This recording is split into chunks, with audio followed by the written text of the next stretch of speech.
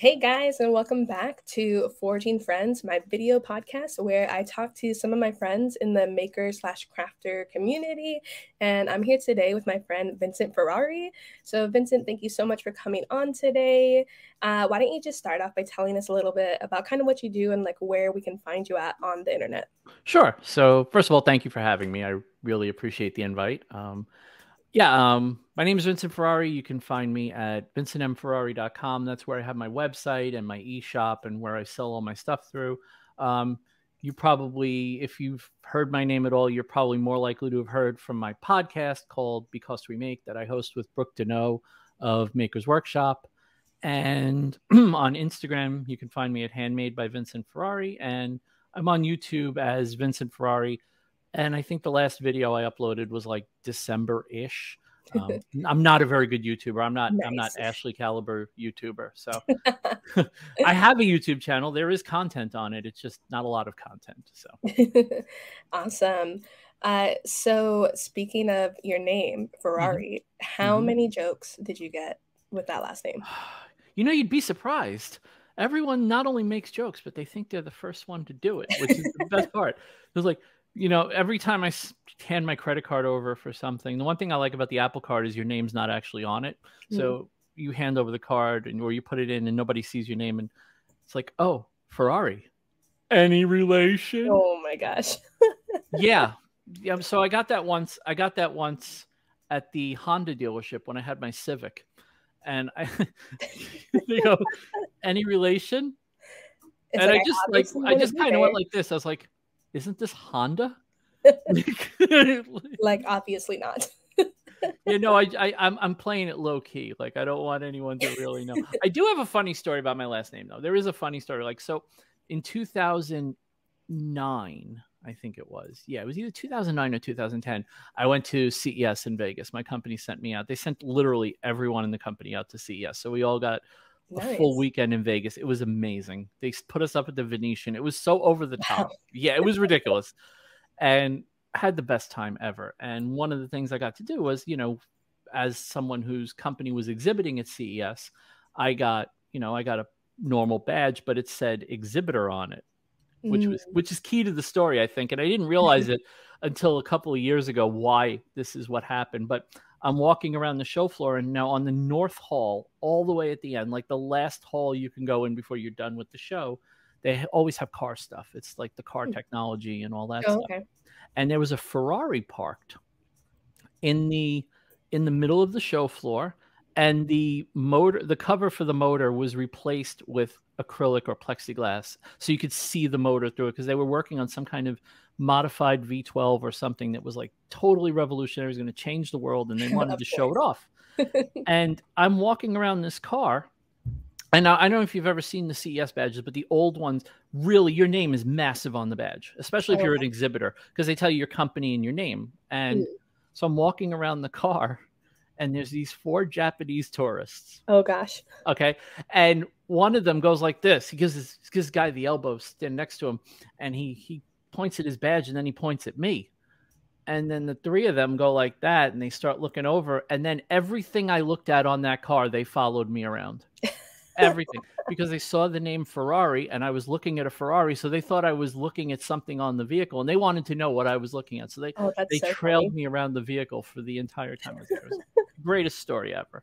Oh my gosh, that's funny. I've always wanted to go to CES, but I've never had a chance. I went once. I feel like that's enough. Like, okay, like even as a nerd, like you know, you get all excited, like, oh, all this new tech and whatever, and it's like, it's okay. Like, it's a good experience. I'm not going to say it's bad, but it's so crowded. Okay. I feel like it'd probably be a bunch of just like minor improvements too, right? Yeah, if you're really tuned into tech, you'll know what you want to see, and you'll see those few things, and then everything else is just like, oh, it's like version 1.2 of the same thing that I've already seen a million times. Right.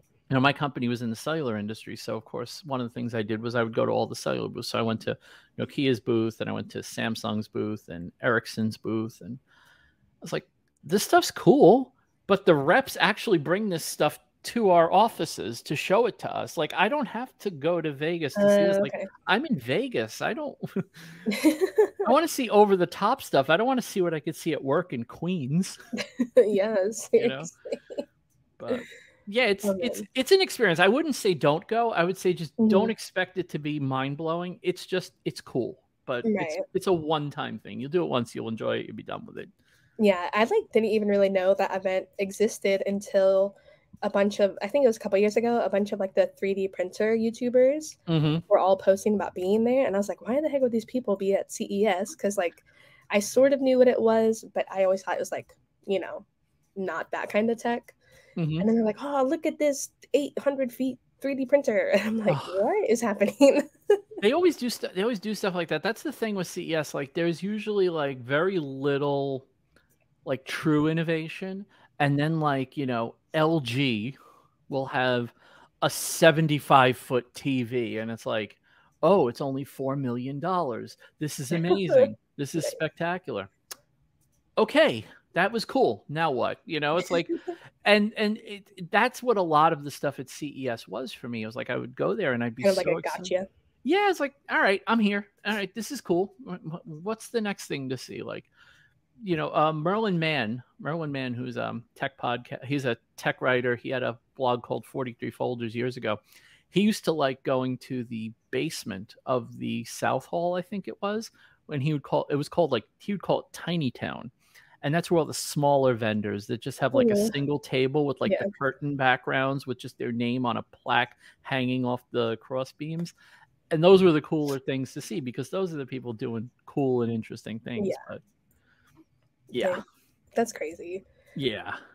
I've been in that business a long time.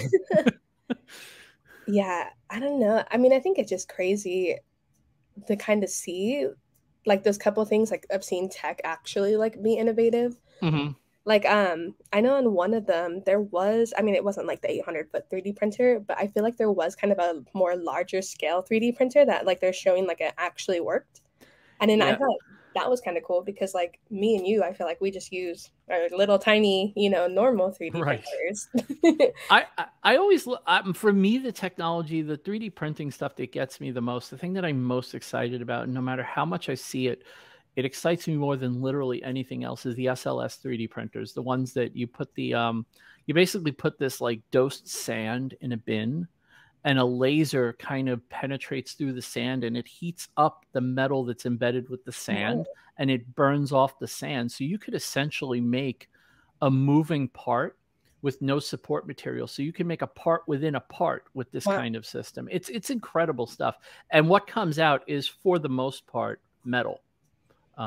Okay. It's not perfect metal, but I think you can actually, if you heat it up a little bit and temper it in some way, you can actually make it act more like metal. But that's the kind of stuff like this. It's selective laser sintering is the technology. Wow. There's a lot of companies doing it.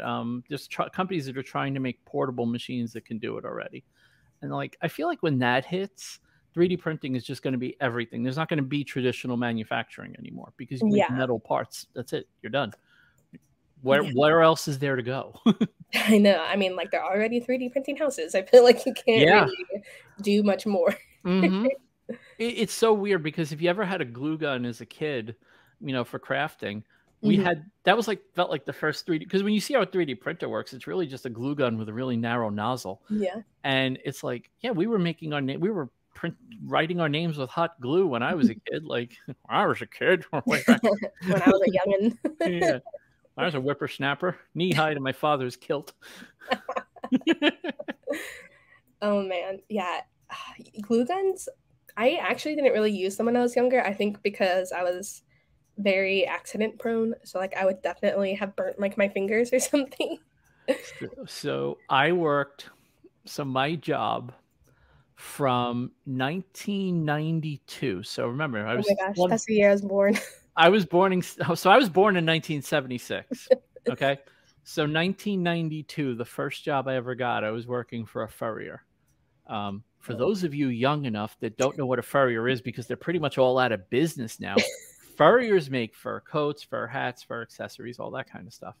So we would get I assume that's before PETA. Yeah, way. Well, PETA was around, but nobody cared. I don't know that anybody still cares, but they have a little more impact than they used to. This was before. So this was before they were dumping red paint on coats. Okay. So that trend started while I was still in the business. It was wonderful. Nice. So we would make these. So we would get these big pelts, and we would do whatever we're going to do with them. You know, repair. Most of the time, it was repairing antique coats. That was something we did. That was really kind of a cool thing to do, like to preserve these coats rather than just throw them in the bin somewhere. And we would trim stuff down, and then we would trim strips of the pelt of what was left, and we would make these. They were basically just, we would call them foxtails, and they were accessories that you would put on like a purse or with a hat or whatever, and put a little cap on the top, and you ball chain through it, and leather tag with the company name on it. They were really cool. They were a very cool thing. Well, they were put together with hot glue. Oh my gosh. Yeah. So wouldn't it melt in the sun? Well, no, that's the thing. Like hot glue is remarkably durable in normal conditions. And so the whole thing was put together with hot glue. And I'd go to work and I'd come home just, you know, my fingers glued together, some fingers burned. I'd have burn marks. My hands, oh my gosh. I have a burn on my right hand. It's harder to see now that I'm older, but it was right here because I wasn't thinking, and I just put my hand down on the counter, and the tip of the gun was just right there, and it just like sizzled my skin. So yes, you will burn the hell out of yourself if you use it long enough. There's just nothing you can do about it. But yeah, I'm trying to think. I don't think I honestly used like a glue gun probably until I was like 17 or 18, which is kind of crazy if you think about it, because like my friend's like little 8-year-old uses a glue gun. Like they're very crafty. It's kind of a norm. It's also, but it was also, I remember them. So I remember when my parents got their first glue gun, it didn't have a trigger. The trigger was you would hold it in your hand and you'd push the back of the stick through the gun, because it was just, that was the cheapest one you could get. It was the only way that normal people could afford. They were like $40 in the 80s, and that was expensive. Yeah. Now you can get it at the 5-quarter tree. It's the 5-quarter tree. Yeah. Oh man. Yeah, but now my glue gun is like, I have the Ryobi one with the battery, and it's just the greatest glue gun ever. I love that glue gun. I fell in love with my glue gun. Yeah, I love that one a lot. I have 2 of them actually. I have like the, I guess, industrial one, right? And then I have like the little baby one that like sits in the cradle. Yeah, I'm actually thinking of getting the one for the cradle for here, because now one of the things that sucks is my shop is now, you know, half-hour away from me. Yeah, that's it's not my basement anymore. So a lot of tools I've had to double buy, which kind of sucks. But yeah, I need another glue gun for here so that I have one. But well, you can always get it at the Dollar Tree. So, I could. But you know, it's funny. I'm of the mindset now where it's like I'm just not going to spend poorly. Like I don't mind spending the money because I'm not going to have the money to rebuy things. So now it's like, oh, I can't treat this as disposable anymore. It's funny, the calculation changes when you're on your own. It's like, I'm gonna be a little more frugal now. A little bit. Yeah, I feel like it kind of goes in both ways, right? Because like you have to be more frugal, but then at the same time you don't have to worry about that other person in your life. That's true. But when the other person makes twice what you make, well, actually 3 times what you make, then yeah, that's a little tough. That is tough. You go from, you know, that's the adjustment, right? It's not the adjustment. It's the adjustment of, oh, I make a lot less than the 2 of us made together. It's like, okay, all right. So, yeah, I'm buying all OXO stuff. And it's like, wait, you're buying OXO stuff? Yeah, because I never want to buy another whisk. Like that's the last whisk I am ever buying. They'll be with you till you die. Exactly. They're going to bury me with my whisk and my KitchenAid. There you go. Oh my gosh, that's so funny. Yeah, it's funny because I wasn't that way with tools. Like a lot of my tools are Ryobi, and I like Ryobi tools. I really do. And I've never had a Ryobi tool die on me. Oh, same. They're very reliable. I keep hearing how they're not as good as Milwaukee, McKee. Okay, maybe they're not, right? And that's fine. I've never killed I've never killed a Ryobi tool. I've killed 3D printers dead. I have killed more 3D printers than anyone you'll ever meet, but I've never killed a Ryobi tool. What the heck are you doing to your 3D printers? I don't know. I killed a Robo R2, which was a really expensive printer. I didn't even know that brand. Yeah, I don't know that they're still around, to be honest with you. Robo was, I bought the Robo because, okay, so every printer I bought up until I got my first Prusa was because I didn't want to spend the money on a Prusa. And what ended up happening is I got a Creality CR10, killed it. I got a Robo R2 to upgrade afterwards, and killed it. Nice. Finally, it's like, I'm just going to get the Prusa because it's like I've already gotten 2 printers to avoid getting the Prusa. I could have bought the Prusa and saved money. Yeah, I'm very happy with my i3 Mark IIIs. Well, I had 2 of them at one point. I sold one because I just didn't need 2 anymore. But yeah, it's. Oh, that's a sad day. Yeah. So do you find like your Prusa, like you have constant just reliability with it?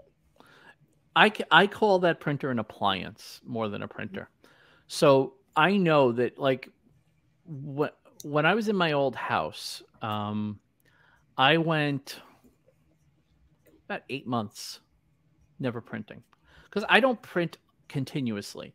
I'll print in spurts, and where it's like I'm going to need a bunch of things, so the printer's going to be going for days and days, and then it's just not going to go for, quite a while. So I was printing a bunch of stuff for work, for people at work, not necessarily for work, but for people at work. And I was done. So I was like, okay, I don't need the printer. And so I left it there. I moved it around. I painted my old office when we were trying to sell the house. And I set everything back up afterwards. And I came up with that cutting board corner hole jig that. Yeah, that thing's awesome. It's a design that everyone's done. I just did it better. I really do. I really do feel like I did it better than other people have done it. And that's why people love it so much. Yeah. And I think, honestly, that's like a testament to being a graphic designer. Yeah. Because like some of the stuff that I've designed and sell, it's not necessarily someone's idea, but like an idea that's out there. And like I've just like built upon it and made it better. And I feel like that has to do with like our background in the design. You make a product, which, by the way, I've not ordered it yet, only because I just haven't had a chance to. But you make a product for putting material in the glowforge.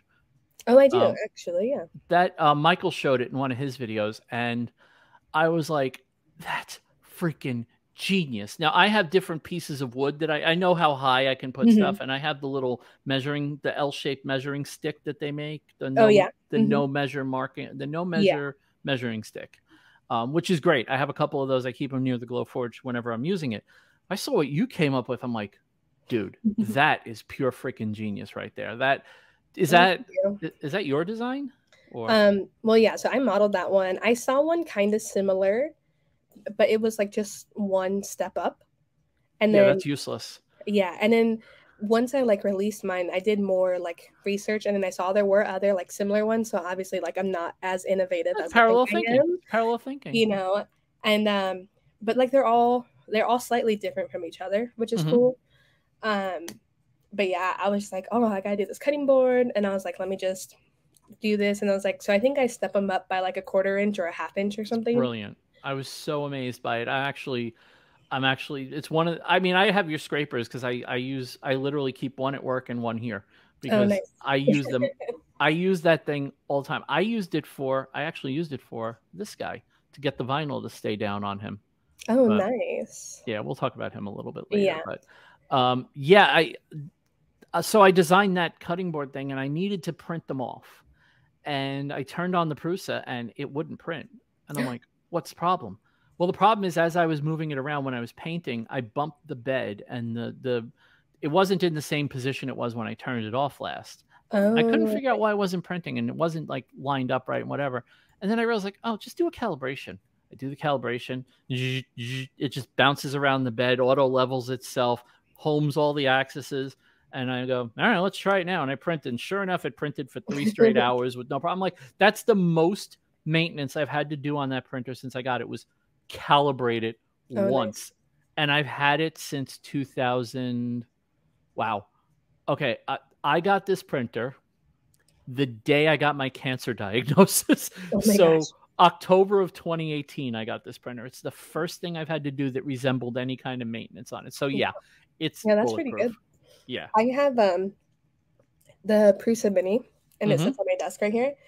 And I pre-ordered it, like I was probably one of the first waves of the pre-order. And I bought it because everybody was like, Prusa's amazing. Prusa has like no issues, right? Like all these fanboys like screaming in my ear, right? Oh boy. I've had like nothing but issues with it. Seriously? Yeah, which is so weird. And like it could be from my assembly. I don't know, but like I've Oh, you bought a kit? yeah, Oh, because you're braver than me. I would no, no, I don't do kits. I well, don't I was do in kits. I think I had just graduated college or something, so I wasn't in like the most I probably shouldn't have bought it in the first place, which might be why it doesn't work that well. Kind of some instant karma, Yeah. um, yeah, I just had constant issues with it. It's to a point where it's fine, but like I had to do like so many things with it, and I was like, this is stupid. I was like, I literally bought this so that like I didn't have to worry about it. And it's like I had the same issues with it that I've had with like other printers. Yeah, that's not good. That I would say your best bet would probably be to just tear it down and rebuild it, and Yeah. just you probably have more knowledge now of Yeah. how things work. And see, everyone always told me like I'm buying the proofs. They're like, oh, you're getting the kit. Like, no, I want them to put it together. I'm Yeah. not spending a day to put this together. I want to know that it's going to work out of the box. You know, Yeah. it's the same reason that my X Carve, when I sold my X Carve, I sold it in 4 parts because I never finished putting it together. Oh my gosh, I hate the X Carve so much.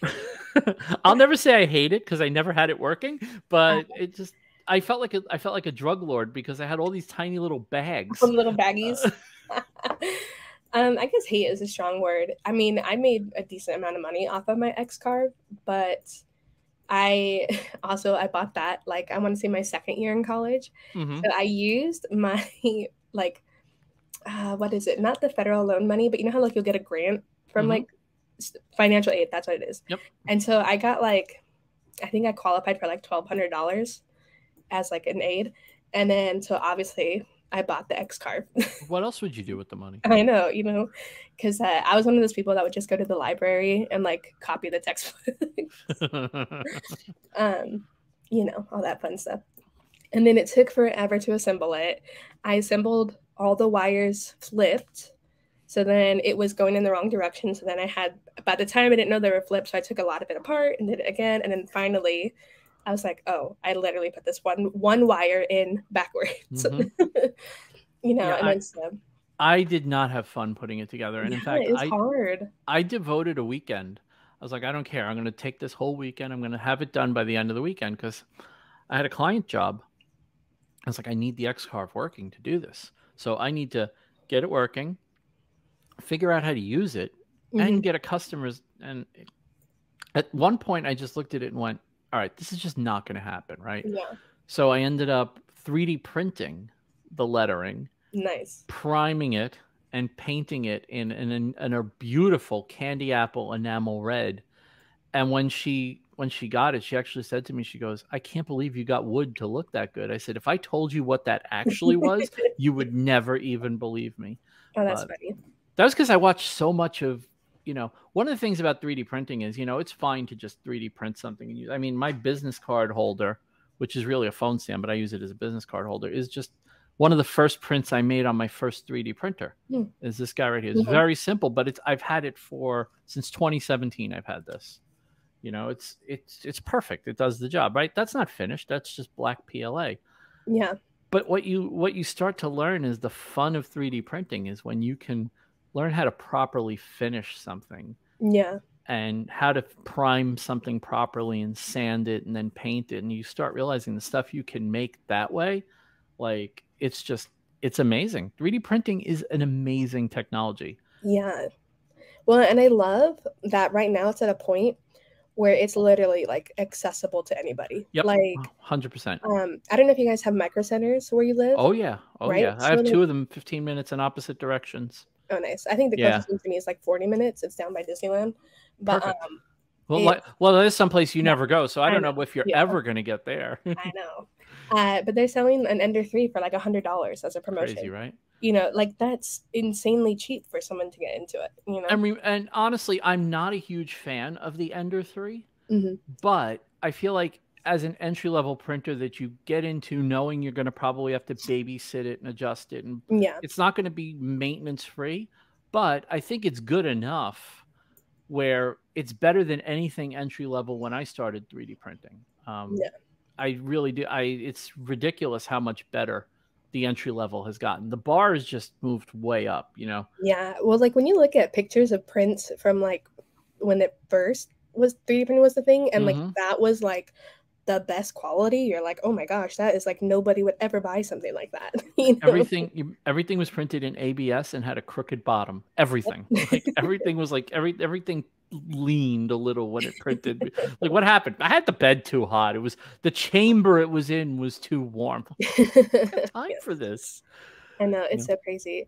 But it is really just amazing, like what you can do, even with like going that extra step further with 3D printing. Like once it's Mm-hmm. off the build plate, like that doesn't have to be the end. Yeah. Because like I printed out Bo-Katan's helmet from Star Wars. Mm-hmm. And like I like really took my time. I think I worked on it probably off and on for like a whole month. Like really took my time sanding out the layer lines, like priming, painting, like making the decals, and like I mean, I think it looks really cool, you know, That's all that like matters. yeah. So it's really amazing what you can actually achieve. Yeah, it's people. There's that old saying that I think it was it Albert Einstein that said that at some point when tech is good enough, it's indistinguishable from magic. And I think of all the tech that people like us deal with, I think 3D printing is probably the most magical. Like I it's the think one so. that breaks your brain. Like it just doesn't make sense. Like you go, wait, where does this? You just have a thing just appear. Star Trek fans look at it and go, "This is the replicator, man. This is the replicator." And it's like it's pretty damn close. I mean, at some point, it will be the replicator. I was following on Instagram, and they were following me back for a while. It was a company that was making a chocolate 3D Whoa, printer, that's cool. and it would extrude chocolate in layers, basically the same way you would extrude any other filament. And it could make, obviously it would have to be larger because you have a certain nozzle constraint, Yeah, whatever. But they were 3D printing chocolate. And that's it was like, insane. yeah, it's like, people, because once you break the barrier and everybody understands how the technology works, you Yeah. know, if you think about it, everything that you and I are into as far as digital fab goes is just a CNC with a different nozzle on it. Yeah, pretty much. The cricut, the glowforge, the Yeah, CNC, the 3D printers. It's all just the CNC. It's crazy. And it all runs on G code. very true. That's actually very true as well. Yeah. I think that is one of the things too I love about digital fabrication in general is like literally possibilities are endless. Mm-hmm. And then especially too if you have a couple like of the cheaper machines, even if you have like a 3D printer and like a Cricut, Yep. you can make so much stuff. And then when you like throw in a glowforge and then you make super cool stuff like your oh my gosh, why am I blanking on the transformer? Oh, the Autobot. The This is an Autobot logo. Autobot. So yeah, so one of the things I loved about the Glowforge, and I tell people this all the time because I don't think the Glowforge is the best laser on the planet. I'm not dumb enough to think that, right? But Yes, I agree. what I do think the Glowforge is the best at though is getting you going quickly and easily. I got the damn thing, I plugged it in, it was up and running, and I was cutting my first thing in 25 minutes. Which is Like, insane. yeah, it's like the out of box experience will encourage you to use it rather than being something we go, I don't know how this works. I don't know what I'm doing. I'm scared of it. Mm-hmm. I was never scared of the Glowforge, like never. It was the friendliest, calmest, happiest I've ever been. And I knew how to use a Cricut, and I was still more nervous when I got the Cricut. Like, it's got a blade. It's scary. Yeah, as opposed to fire. Yeah, but that laser, and that's what I tell people. It's like if you're looking to get into lasers, yeah, the Glowforge is not the cheapest, but it's going to make you the most comfortable with how it works. Yeah. Because I sorry. No, sorry. I was gonna say I refer to it as like the Cricut of lasers for sure. Yeah, it is. It's exactly what it is. Because what it does is it gets you comfortable not so much with laser, because nothing on the Glowforge applies to any other laser you're ever going to buy. That's the dirty little secret. But what does apply is designing for a laser. Mm-hmm. That doesn't change. And that's where the magic comes in. Like, it's not like 3D printing. You go to Thingiverse or Thangs or Printables and you can get some trinket and download it and print it and everything's cool. But when you can learn how to design your own stuff and start cutting stuff, it's fantastic. Yeah. I don't know how people aren't enthusiastic about this stuff. Like, I really don't. It's sad to me that I get blown away by it and I do it. Yeah. So. I know. Or like, I think it's hard too because people are like, oh, well, a laser did that, so you didn't do it. I'm like, well, try it. Then you should do it too. Yeah. Why aren't you doing it? Or I think my favorite thing is I don't remember if it was on Instagram or YouTube. Someone was like, oh, my like 80-year-old grandma could do this. I was like, okay, tell your grandma to come meet me at my garage. Yeah, really, I could use some extra help to put her on her lark and roll her over here. I'm ready to hire her tomorrow. Seriously. But what's interesting is that the technology, like the Cricut, yeah, it's not the most powerful machine in the world, but what it did do is it took vinyl cutters. Okay, so I was very excited about the StarCraft Solo. Very excited about this machine. Yeah. Because it was like, it's huge. It does everything. It has replaceable blades. It has a through. It's, everything, right? And I watched every single person that used that machine set up a cut. And I'm like, who has time for this? Yeah. Like who has time for this? And I realized that that's where the Cricut shines. And to a lesser degree, the Silhouette, because I bought a Silhouette Silhouette 4. And I thought it was the worst piece of crap I ever used. I literally put it back in the box and returned it like the next day. Wow. I never got it to make a successful cut. And it's just like, you know what, screw this. I don't have time. And then I was reading the instructions and they're like, no, it's auto sensing it. You tell it the material and just click the blade and it's to the right setting and it goes to the right depth. And then I was reading on the Cameo, I think it's the Cameo that I had.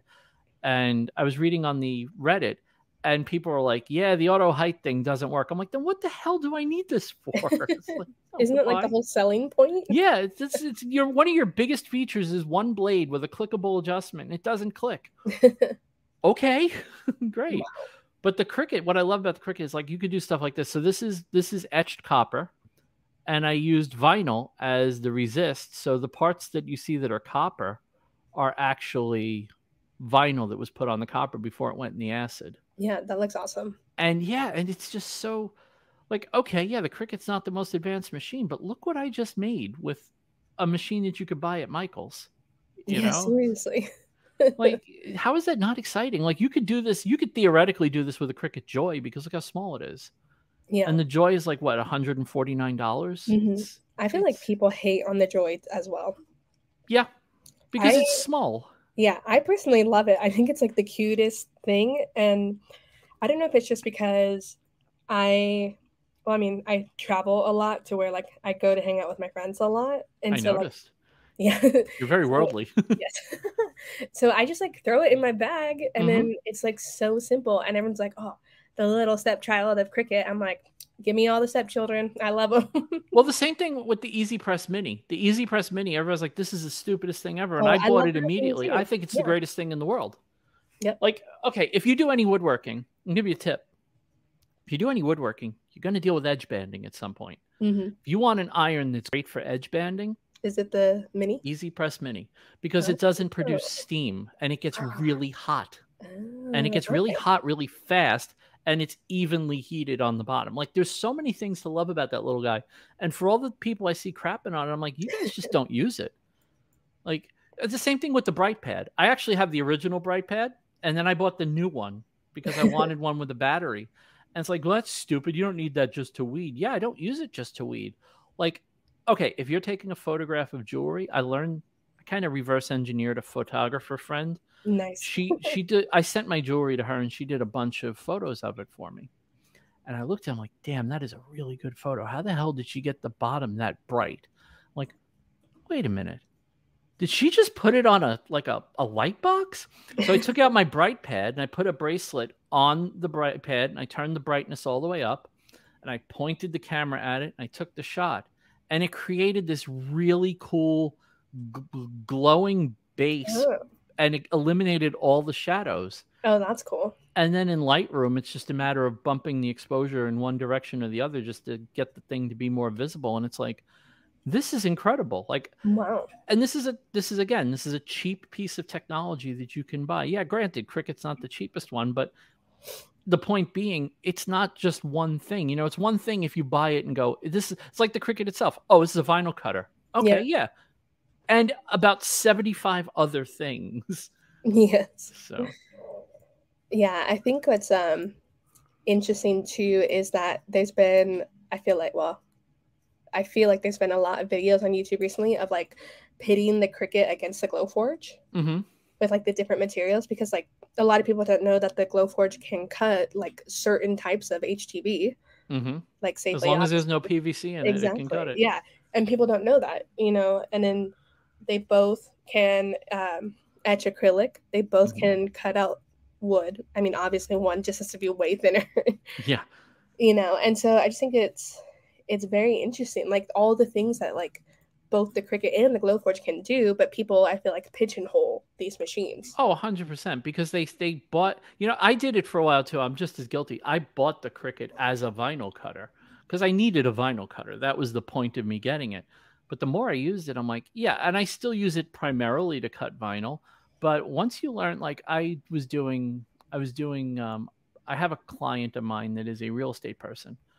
And she's like, can we start putting cards in the stuff that I order from you when we send it directly? And I'm like, ah, crap. All right. How do I make cards that look halfway decent, right? And I'm sitting there going, oh, wait, I have an idea.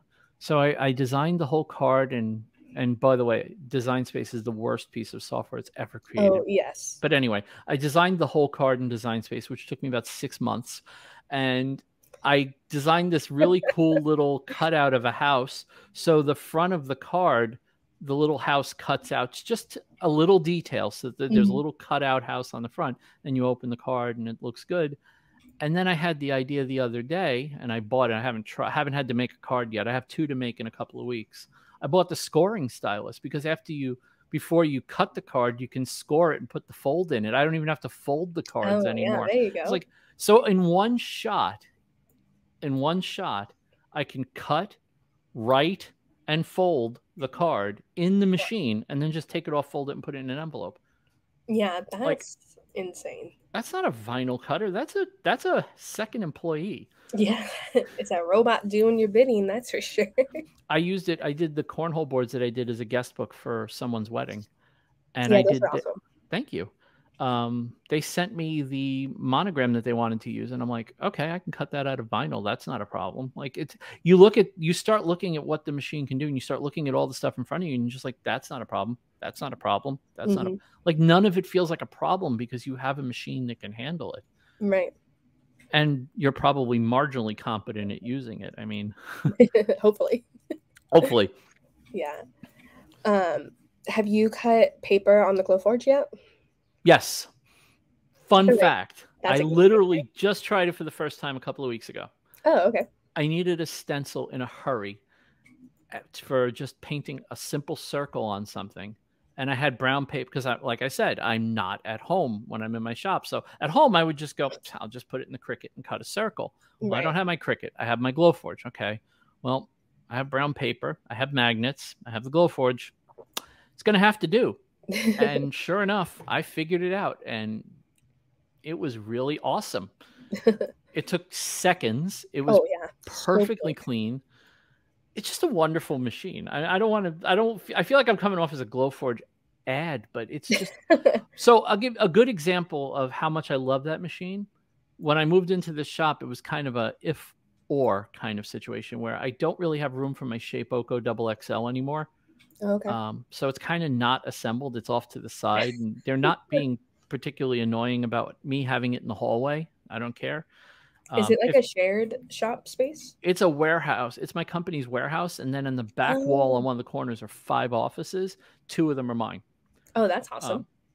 It's an interesting space, and I have it to myself on the weekends, which is great. So, nice.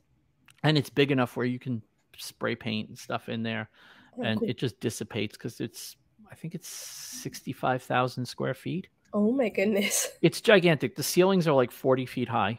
And you know, my shop itself is in the old conference room for this oh my building. Goodness. And I'm a little bit cramped, but it's fine because I can roll my stuff out and work outside my shop. And then when I'm done, I just pack it all back in the shop. It all works out. I'm not as self-contained as I would like to be. But anyway, when I moved into the shop, I was like, I'm gonna have to get rid of one of these machines. And I looked at the Glowforge, and I looked at the Shapeoko, and I looked at the Glowforge. And I looked at the Shapeoko. Oh man! And then I started trying to sell the Shapeoko because I can imagine not having the Shapeoko. I cannot imagine not having the Glowforge. Like I can't. Yeah. And if the Glowforge dies, it's getting replaced with a bigger, more powerful laser, but it will not get replaced. It has to get replaced. I need a laser in my life.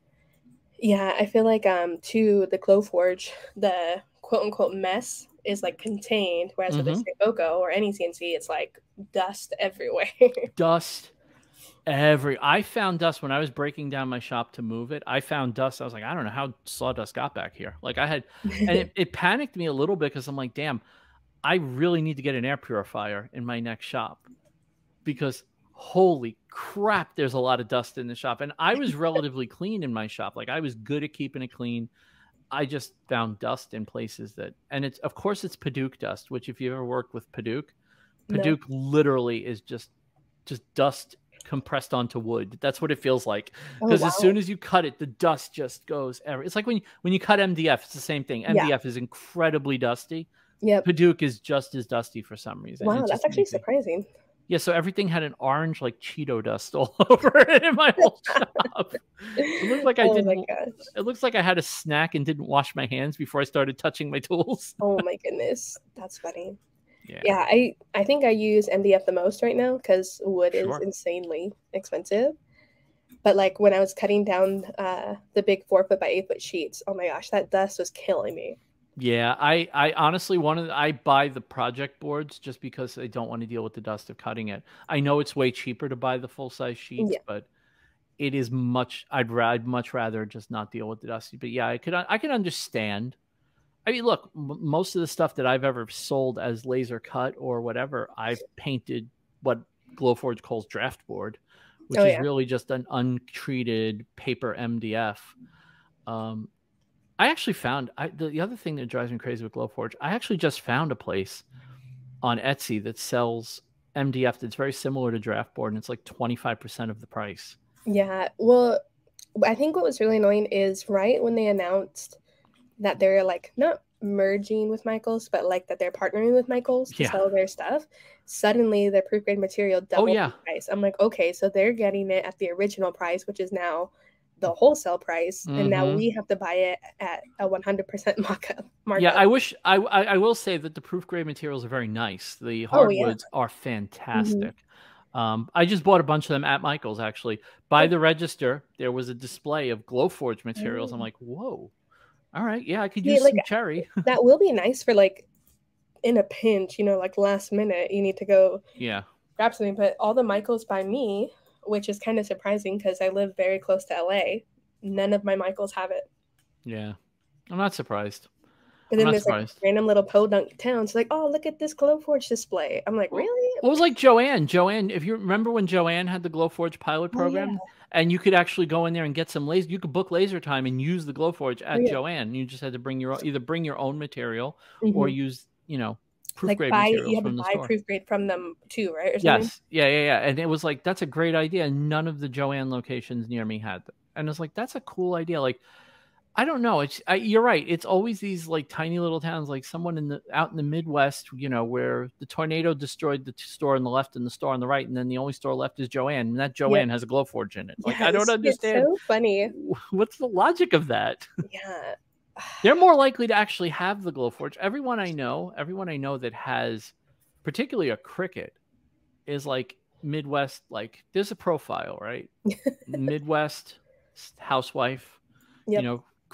Has a huge craft room, has one of those like fold up craft things that we all envy, that has like the desk and all the organization in it. And that's not me knocking them, but there is definitely a profile. It's just the same way with CNCs. It's always big old fat white guys with a beard. Like, it's just that's the demo. That is true. If you go to YouTube right now and Google or YouTube search CNC machine, I'm sure all the thumbnails are going to be these old white guys. Yeah, old white guys with a beard. And, you know, I'm an old white guy.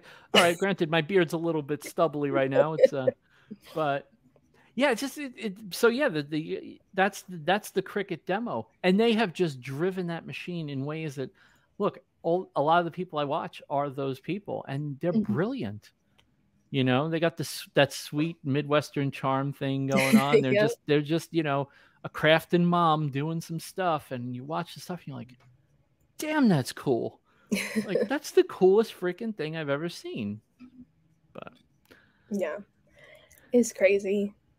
I think too, what's like going back a little bit, what was it? I think you said something about how one of the things you didn't like about the glowforge. Was it nothing applies to the future with it? Like Maybe.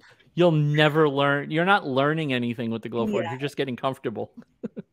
Oh, I don't remember exactly what you said, but maybe that's what it was. But I meant to throw this in there at that point, and then, ADD, I got distracted as usual.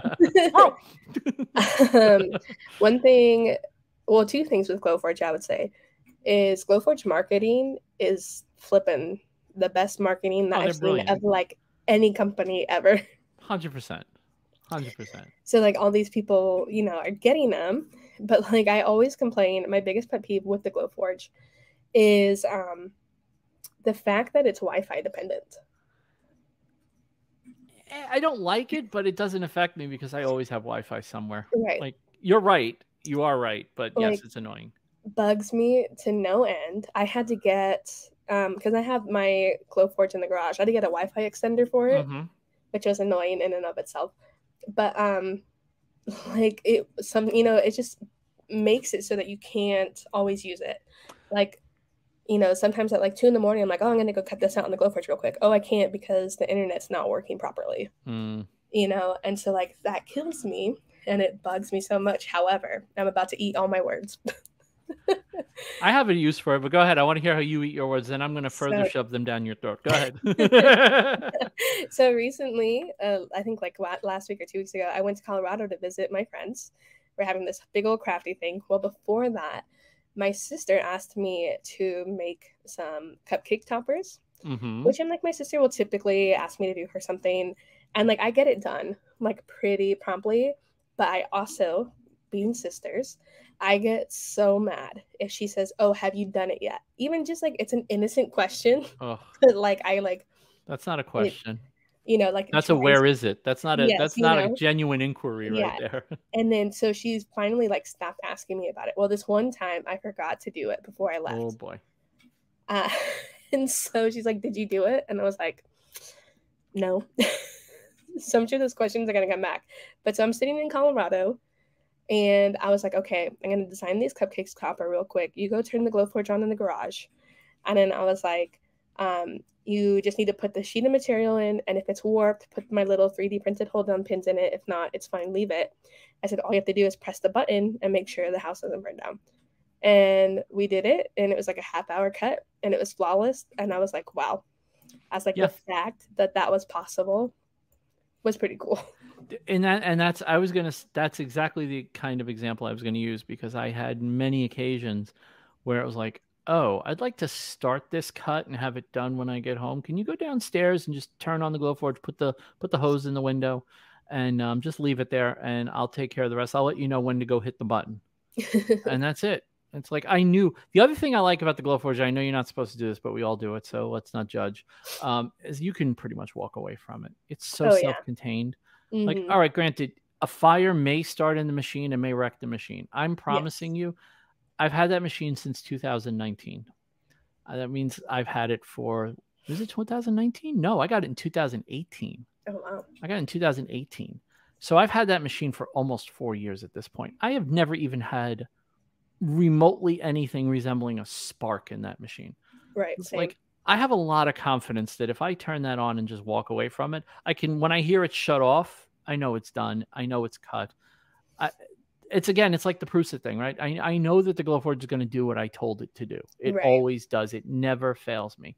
It did. So it's very funny. When I first got it, it was really unreliable as far as where you place something on the screen and where it cuts. Mm. Until do you remember when they did that calibration thing? Oh yeah. When you put a piece of draft board in and it put the Glowforge logo on like 250 times and then Yes. sat there scanning it 250. It took like 2 hours. Yes. And then your Glowforge could print on rice after that. Yeah. It's like, this is amazing. Like, what took so long? Yeah. If that frustrated you, I've been using the Glowforge since the Kickstarter days. Let me tell you. I am so sorry. The app has also improved dramatically, and I'm so glad.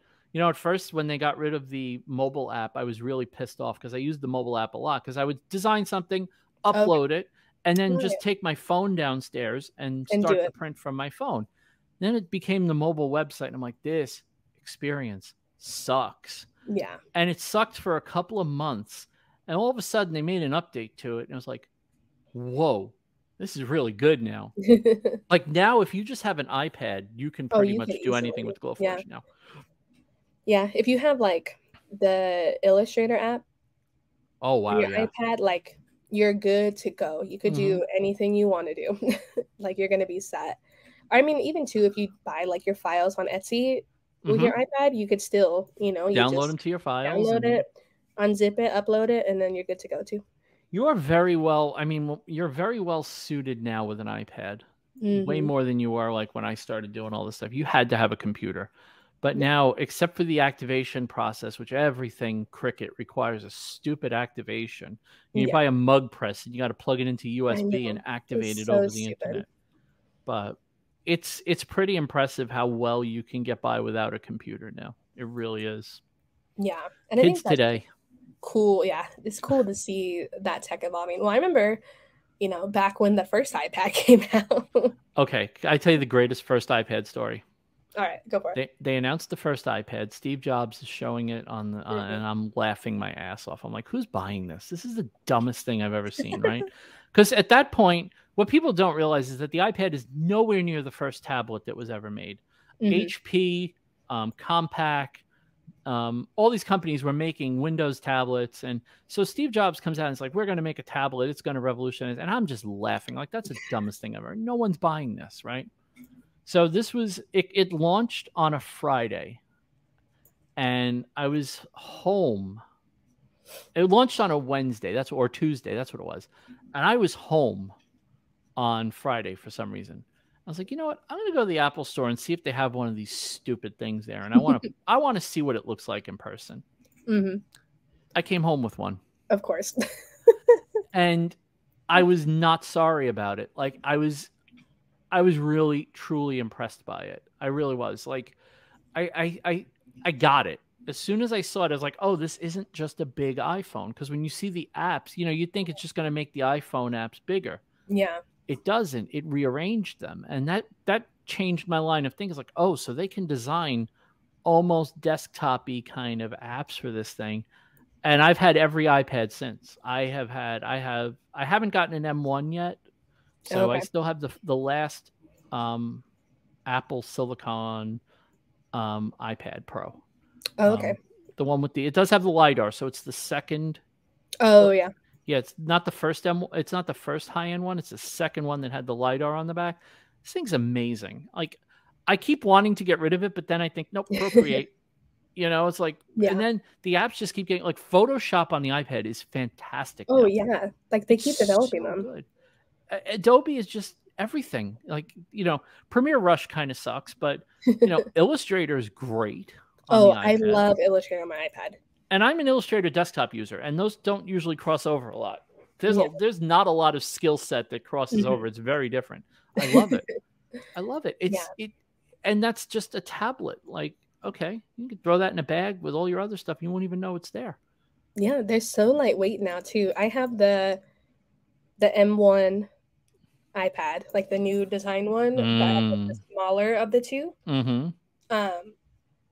And I do have to say, it's very powerful, and I love it. You know what, people? I was getting my vehicle serviced. It was I think it was like the 5,000-mile service right after I got it.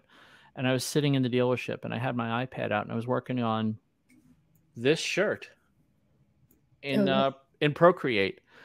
And I'm sitting there, and I was designing it, and I'm sketching it, and I'm coloring stuff in. And then the guy comes up, he goes, what program are you doing that with? I'm like, this is called Procreate.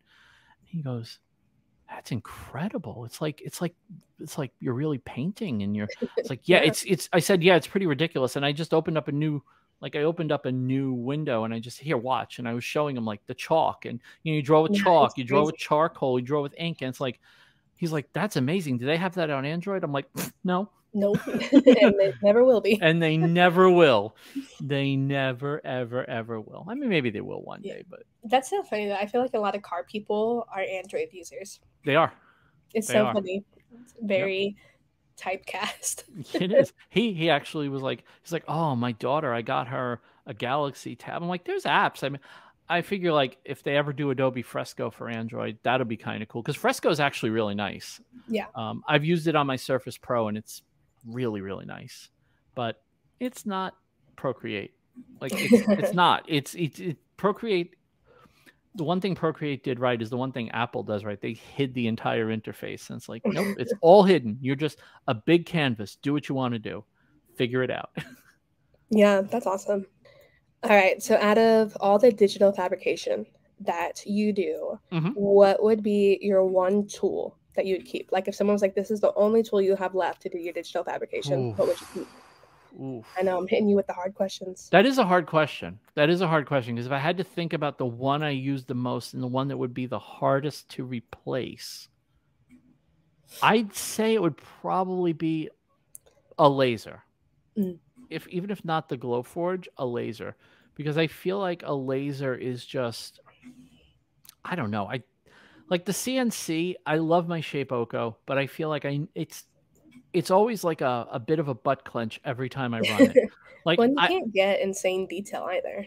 The best you can do, you can get small, but not like the glowforge. Like it's just not going to happen. So yeah, if I had to pick of the four, so the Cricut, the glowforge, the Shape Oko, and my 3D printer, I'd probably keep the glowforge. I would really miss the Cricut and the others. I'd probably miss the Cricut more than the others because now that I've figured out how to use vinyl as a resist on copper etching, yeah, I'm like, no, I just figured you out. But yeah, I think I would keep the glowforge and then figure out how to do everything with. I've seen people do stuff with the glowforge that shouldn't be possible to do with the glowforge. So yeah, I would definitely keep that or some other laser equivalent thereof. I'm actually looking into. I'm probably going to pull the trigger very soon on a fiber laser. Ooh, so I can actually etch metal with laser. Yeah. Yes. I want to be able to do cups so badly. Like the Yetis? Yeah. Yeah. So like I don't have an audience for it, but I want them for me personally. I could teach you a way to do it that's actually really not that difficult. If you actually you could use you can use the same stuff I use, which is ferric chloride that I use to etch copper. Oh yeah. You can use it on steel, but you can also do electro etching really easily on stainless steel, especially those mugs. Like the method where you put like salt water on the, and then you do like it's an electrolytic reaction. You rub like a charged cotton swab over it. You just keep doing that, and that's permanent. I mean, people do that for knives. Oh. Yeah. That's interesting. I'll have to look into that then. I think you could totally do it, and it's permanent. So not to be confused with just permanent or permanent, which is not as permanent. The extreme permanent. Yeah, it's like 4 permanents. It's like permanent 4XL. To the extreme. Yeah, it's permanent, big and tall. Oh my gosh, that's funny. Yeah, that's a pretty good answer. I think I would have a similar answer to that question. I think as long as like the computer isn't also considered, because otherwise I would just say like my computer, obviously. Yeah, I can't function without a computer. Yeah, like, I can't. I would think it'd be the laser too, because like you're saying, I think it's the most universal out of anything. I'd lose a lot of functionality that I use regularly if I lost the laser. The other stuff I could probably pick up the slack on. The 3D printer, yeah, I'd lose business because the one thing I do the most on it now is those damn corner jigs. They move out of my store like nobody's business, which is great. Yeah, no, that's awesome. And just to give you an idea how great they are, like I looked into getting an injection molded version done because I wanted to get a big run, like 250 of them, and just put them in a box. Yeah. Never have to make them again. 20 grand? No, it wasn't. It actually wasn't that bad. I was expecting that. It was $3,000 for the tooling, $1,500 for the first run flat rate, and then $1 whatever per piece. So it was going to cost me about $5,000 to get the first run done, and then after that, it was just $1 whatever. Yeah, it was $1 whatever for every 50, which is really not bad. But here's the thing: it cost me 30 cents to print it. Yeah. And I'm not selling enough at volume where it makes sense for me to throw $5,000 at it. Yeah. I hear you on that. And it would look so cool to have injection molded pieces and then make really cool cards and maybe get a vacuum former so that I can put them like in a blister pack and put instructions on the back. And Oh man, I'd you're love getting to, fancy. yeah, I'd love to fully develop these into like a producty Yeah. product. But at the same time, people look at me, people love, I sell them in linen bags with my logo ink stamped on them. Oh, nice. So that you get them in a little pouch, which is nice. Mm-hmm. You don't just get them thrown in an envelope or in a, whatever, in a poly Yeah. bag. And people are like, oh, wow, your packaging is so nice. This is so cool. Thank you. Because look, I'm charging $10 for the damn thing. Yeah, like right? it needs to look nice. Yeah, it's got to look good. There's got to be something to it. So everybody gets a thank you card, a couple of stickers, a handwritten thank you card, I might add, a couple of stickers, and a linen bag that holds the thing. And it's like, okay. Because also I ship everything UPS ground. It costs $9 to ship these damn things. Oh, wow, yeah. And people pay it. They pay it. I've had people go, hey, that shipping's a little bit high. I was like, look, the STL file is right on my website. You can have it and take it to a friend with a 3D printer and they can print it for you. You can have it for free. I can't ship it for free. It costs me that to ship it to you. So I'm literally, if I ship to Northern Cali and like Seattle, that area, it's like $9 to ship it. I lose money on the shipping. Yeah. But everywhere else, $8.50 just barely covers it. Like it's like a couple of cents. But okay, that's what it costs. So yeah. I don't want to lose money on my shipping. And I'm not shipping it priority mail because God knows when it'll get there. And I'm definitely not shipping it first class because it won't get there. Yes. So. Man, you're putting me to shame a little bit. Like my glowforge kits, I just throw in a poly bag.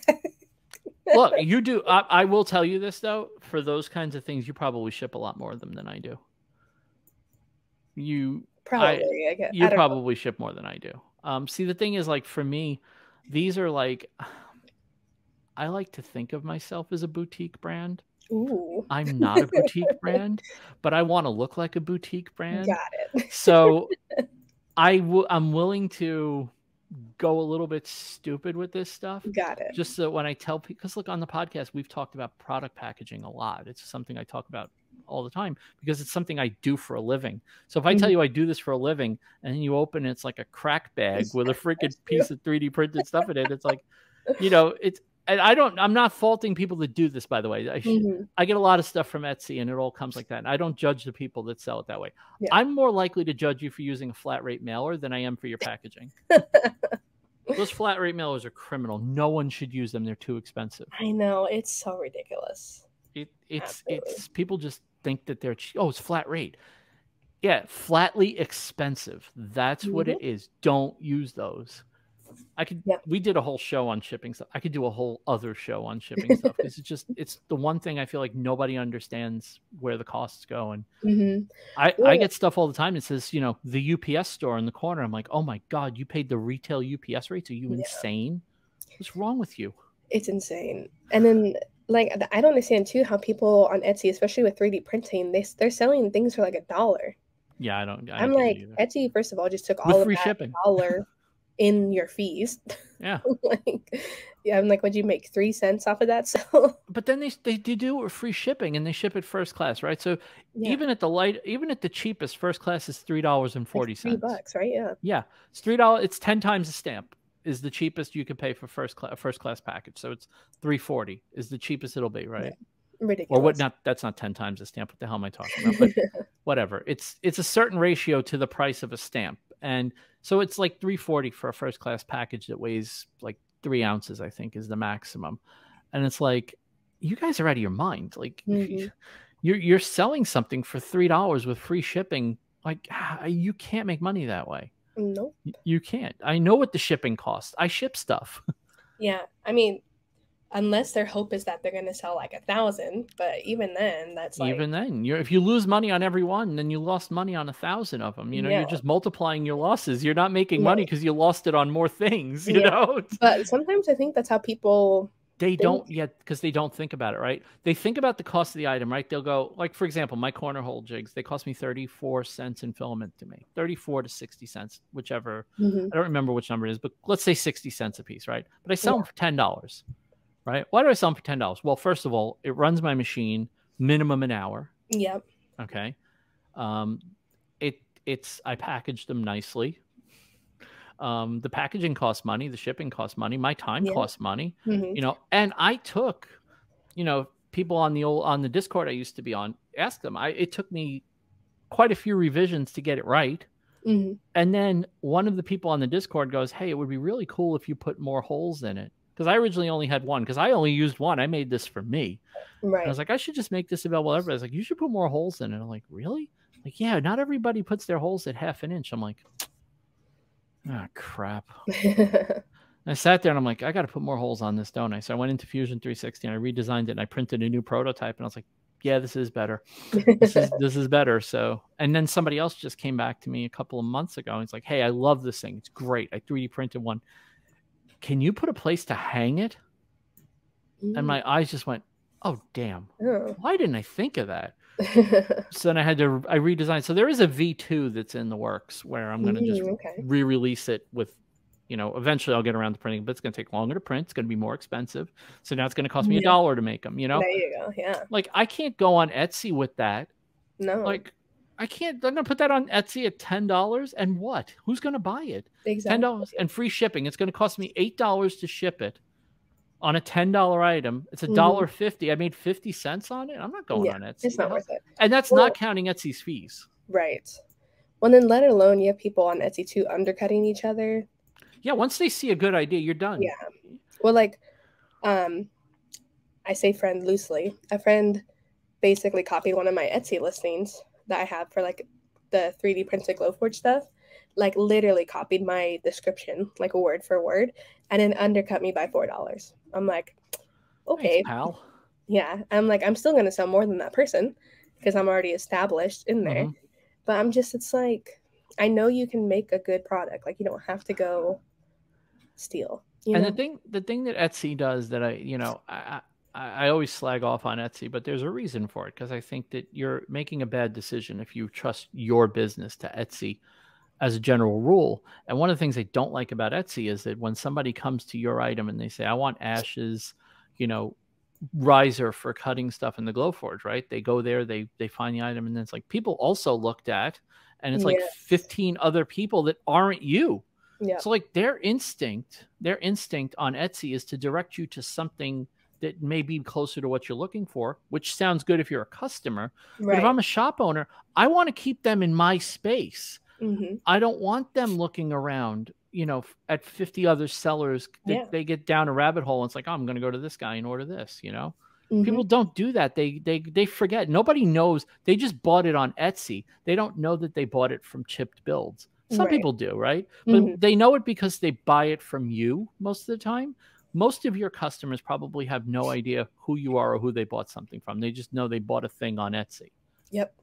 It's just, that's not to say you're doing anything wrong. That's just the way Etsy works. It's just, you know, it's the same with eBay. I don't go, oh, this guy is great. I'm like, I don't even know that guy's name. Like, I have to go look at the thing and go, does he still have more of these? You know, that's how I shop on eBay. So, yeah, definitely.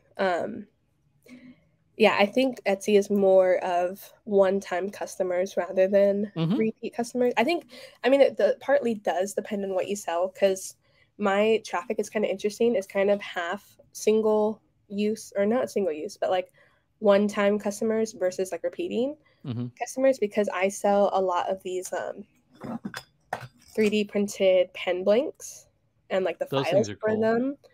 And so a lot of people in like the pen turning community, they come to my shop a lot. And so that's kind of where I do get that like repeat buying. But so it is definitely interesting to be on Etsy. That's for sure. Yeah, I'm not a fan because I've watched them do a lot of horrible things to people I know. My friend Amy is a really good example. Amy. Oh yeah, Amy, I watched her videos on it where they like literally hung up on her. Like ridiculous. It's funny because if she told that story, I'd be like, stop whining. And then you look at the story and you watch the videos. It's like, no, that's what happened. She's telling you exactly what happened. Here it is happening. Yeah. You know, I loved, the best thing in the world was having her on the podcast, and then her Etsy store getting reinstated 2 days before she was going to be on my show. Oh, that's hilarious. And I got her on, and I could not clap enough for her when she told them to pound sand. Yeah. I was just like, this is the greatest thing ever. This woman, and we have been really good friends ever since. Like, I love nice. Amy. In fact, I have this actually filmed Amy. This is her camera. Oh, snap. I bought her old camera because because I wanted this. The camera is cool too, but yes, you know, you want the lens. Yeah, it's I can double fist T6Is like, but you know, I had one and she was selling hers, and I'm like, I'm like, I don't need another T6I, and then she said she was selling this lens. And I was like, I want that lens. Yes. Like, I want that lens. And having a backup T6I is not a bad thing. Oh, yeah. No, that's awesome. Yep. So now I have 2 of them. So obviously there's going to be twice the content coming from you, right? No. Not even close. No, what's really funny is I actually think I might have, once I get because now I'm in the process of doing more metal jewelry. So now I have to rearrange my craft room a little bit to make it more appropriate for producing metal jewelry out of, because I've been adding tools, which is a really dumb thing to do. It's a half bedroom. It's the size of a large walk-in closet, and that's my craft room now. Okay. It's not the size of like a master bedroom, which is my old craft room. But I have sleep in the closet and then make your master bedroom the craft room. You're not the first person that suggested that. Unfortunately, I have a king-size bed. And as much as I would love to do that, it would require me putting the king-size bed in the room and it being up. It'd be like a stateroom in a really small cruise ship. So I'd be like, have to go in the foot of the bed, climb up, and then whatever. That's funny. Yeah, it is kind of, the image is amazing, by the way. Yeah. But man, it would be really cool to have my bed, because my bedroom in this apartment, this is a basement apartment. It's a 1.5 bedroom basement apartment. It's a good sized apartment. I'm very happy here. I love this neighborhood very much. I don't want to leave. If I ever had to move, I'd move in this neighborhood if I could. But that being said, space of my craft room, not huge. Not good. Not huge. You know, but yeah, that if I wish I was more creative. Then I would figure out a bed stitch and swap rooms, because man, I'd have a killer craft room in this apartment. Yeah. What if you put your bed on like a rising thing and then it goes up to the ceiling? I mean, Ash, this all sounds good, but I do have to date. I'm just saying, you know. Well, do you? Do you really need women if you have crafts? Exactly. You have your glowforge. What more do you need? I can let you borrow my cat Elsa if you want, if you need some companionship, because she's very cuddly. I could use an intern, and she does seem to like being an intern very much. So. Yes, she loves being an intern. She's the sweetest thing ever. I love how she sits on your shoulder. Like, yeah. Has she always done that? Mm-hmm. So she just showed up at my house one day and was like, "I live here now." Like, this is argue. You know, like, she was kind of hanging around for a couple days. So I was like, okay, because I have one cat in the house, which is my cat Princess, who's 20 years old. Oh, wow. So she does not go outside. She would not survive. Yeah, fair enough. So this cat just, I guess, sensed that we had a cat in the house, and so stayed for a few days. So I gave her a can of wet food, of course. And then, but she was always so friendly, like immediately jumped on my lap. So I don't know if someone had her as like a kitten and then just didn't want her. I don't know. It's very strange. Weird. Because she's so nice and cuddly. She's a very like, snuggly cat. Not the typical tomcat, right?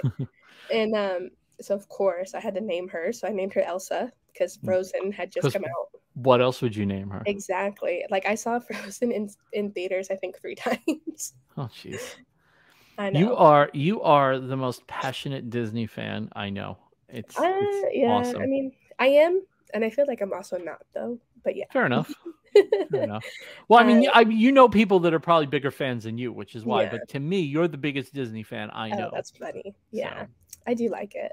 I love when I see pictures of you at Disney, because it's like you're the happiest when you're like wearing mouse ears. I also love that you always make some kind of weird mouse ears or some kind of weird accessory to wear to the park. Like, I try.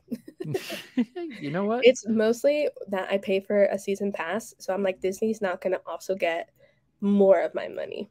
Fair enough. And you're not selling that stuff. So of course you can do whatever you want with it. You're doing it for personal use. It's like, I'm going to start doing a lot of this kind of stuff. Yeah. And it's like, I'm not going to make any money off it. Like, the next thing I'm going to make is, I'm going to make the Decepticon logo in brass, because I want to try to etch brass now. Yes. That's going to be pretty sick. And then I'm going to make challenge coins for the podcast Mm. by etching metal, because I figure, why the hell not? Like, I know how to etch metal as long as I can just do it. So, yeah, no, that's awesome. Yeah, but yeah, this is all personal use stuff. I mean, you can do whatever you want. You just call it personal use, and you hereby have the right to do whatever the hell you want. That is true. Yep. Well, Vincent, we've been chatting for over an hour now. Time flies when you're having fun. This is like the 8 hours of dinner with Ashley Stilson. It is. It is. For those of you that didn't catch that episode, that's what I called the episode of the podcast, because that night it was just Ashley and I, because Ethan couldn't make it. It was just you and I. Bailed. Was that? He bailed. He did. He bailed at the last minute. So it was Ashley and I, and we were joking at one point. It's like, yeah, it's like having an 8-hour dinner. And so it just became 8 hours of dinner with Ashley Stilson. So there you go. So there we go. Oh, it's been absolutely fun just chatting with you. You know, I love chatting with you. I'm so glad that we've gotten to know each other over the last couple of years. And it's, you know, I went from fan to friend, which is really, really cool. Yes, and not in a creepy way. I feel like that could sound creepy, but not in a creepy way. Well, I mean, look, I'm single. I'm just saying. I mean, it's not creepy. It's not creepy. I'm not stalking you. I'm single. Appropriate. I'd ask you appropriately as a lady if you would like to have dinner, like the way it's supposed to be done. It's not like, you will have dinner with me. You know, it's like, it doesn't work that way. Like some. Isn't that what the Beast says in Beauty and the Beast? Like, he forces her to have dinner. Just gotta throw in one more Disney reference. There's the tie-in, because in the series Beauty and the Beast's name was Vince. Was it really? It was. Ron Perlman's character was named Vince. All right. There you go. Wow. Okay. Full circle. Close it out, Ash. There we go. Yeah, definitely. Oh, man.